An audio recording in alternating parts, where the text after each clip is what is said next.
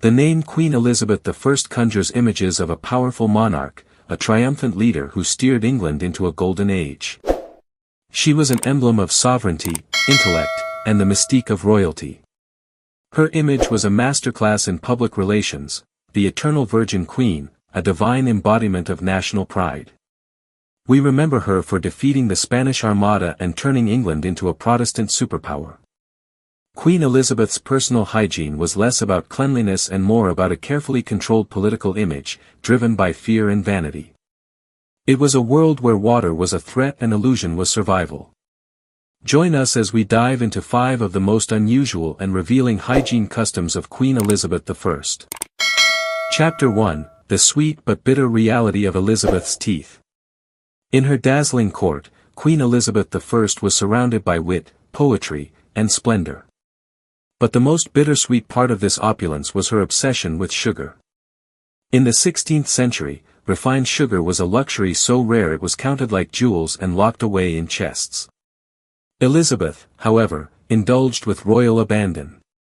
She feasted on candied violets, sugar-drenched marzipan, and preserved fruits, a public display of England's rising wealth and her own power.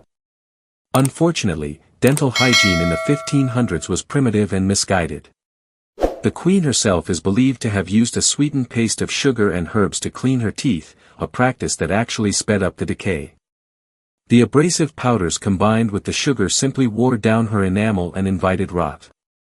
By the 1590s, foreign ambassadors reported that Elizabeth's teeth had turned black and some had fallen out completely.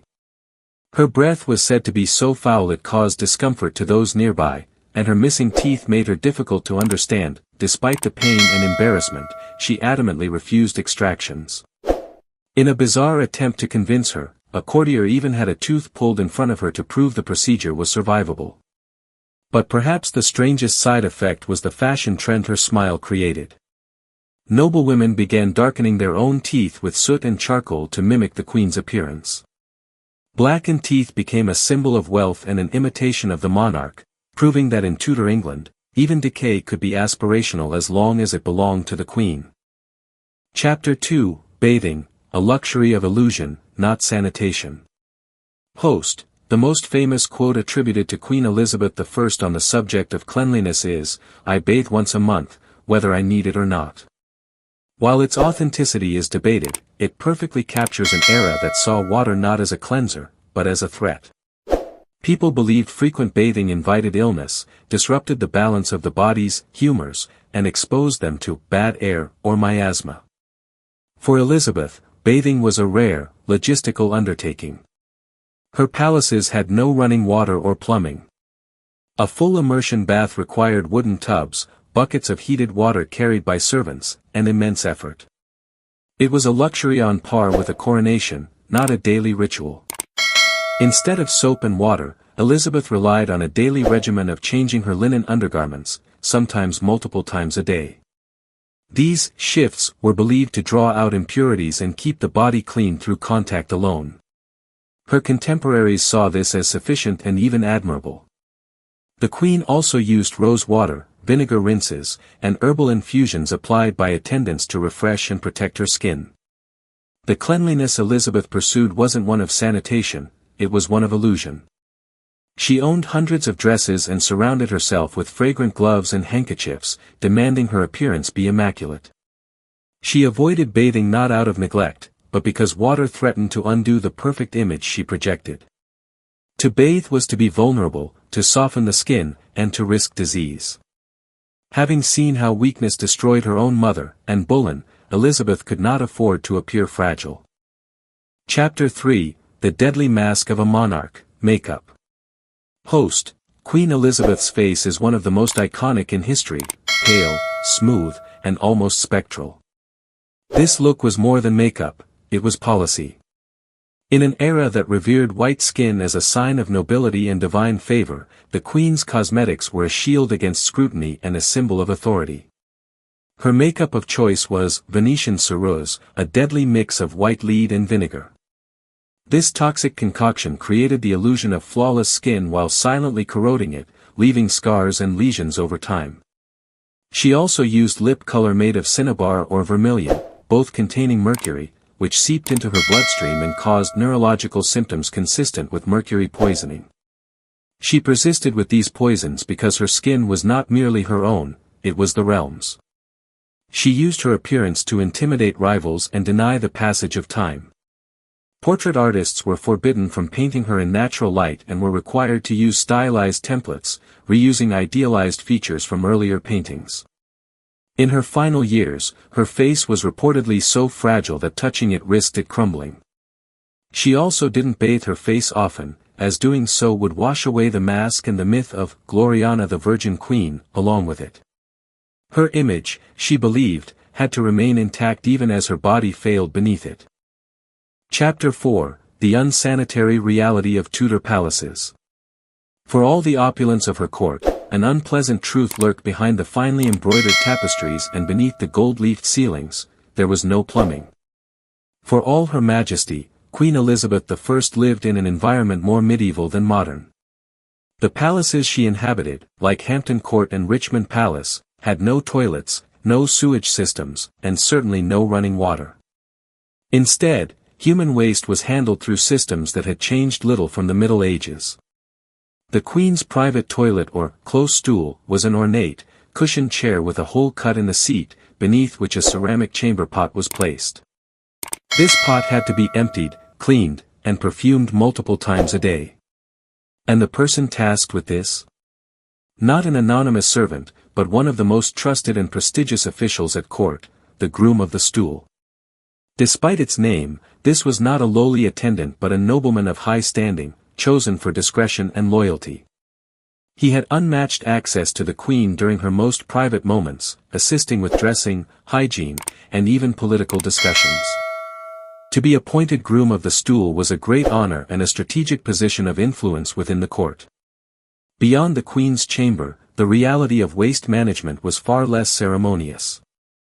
The entire palace operated on a system of chamber pots and cesspits. Servants, often called gong farmers or night soil men, were tasked with removing the waste under cover of darkness. They carried heavy pails through narrow corridors, down staircases, and across courtyards to be dumped in designated trenches or pits. These cesspits were foul-smelling, disease-ridden, and frequently overflowing, often located just outside the palace walls or even below certain rooms. The smell of court life was an ever-present challenge.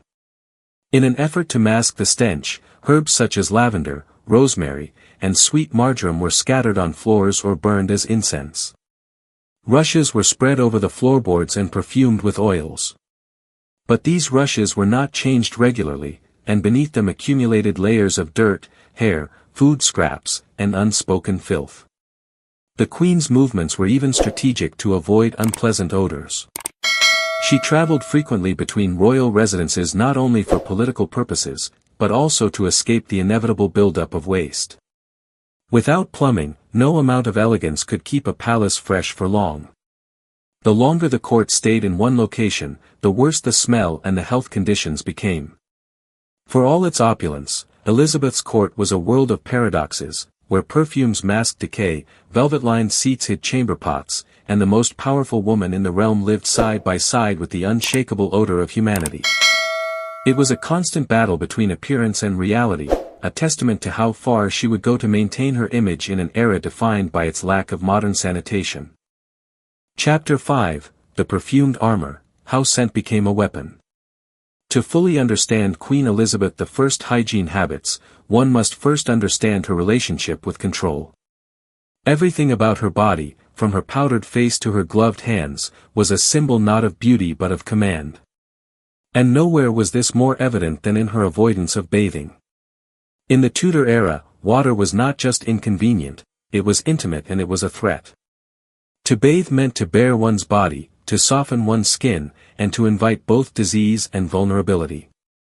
Having seen women destroyed by weakness, including her own mother, and Bullen, Elizabeth could not afford to seem fragile. Instead of cleansing with water, Elizabeth enveloped herself in a daily ritual of perfumed armor. She was surrounded by custom-blended concoctions made in the palace's still rooms. These were infusions of lavender, rose, orris root, cloves, and rosemary steeped in vinegar or spirits. These liquids were not meant to remove dirt, but to mask scent and reinforce her untouchable image. A daily dabbing of rose water on the wrists and a quick spritz behind the ears was all it took for the queen to glide through her court, leaving behind a carefully constructed aura instead of sweat. She also carried scented pomanders, which were ornate, orb-shaped accessories filled with resins and herbs, tucked into her bodice or attached to her belt. When unpleasant smells overwhelmed her, she simply lifted them to her nose and breathed in curated cleanliness. These were not only functional but symbolic, signaling her distance from the common world where cleanliness was fought with water and soap.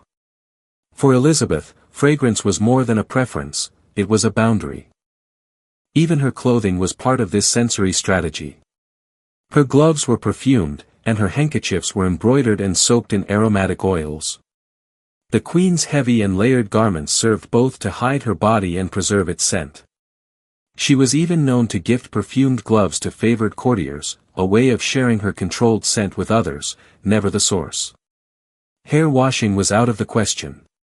Her hair, often concealed under elaborately styled wigs, was powdered and stiffened with sugar water or egg whites.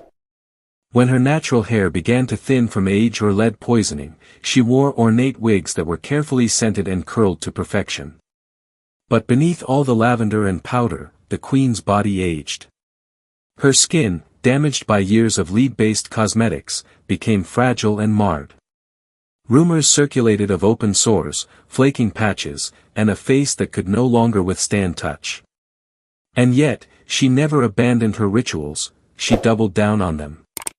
As she aged, Elizabeth became increasingly private, even paranoid. She refused to have her image painted unless the portrait followed strict guidelines, no wrinkles, no signs of decay.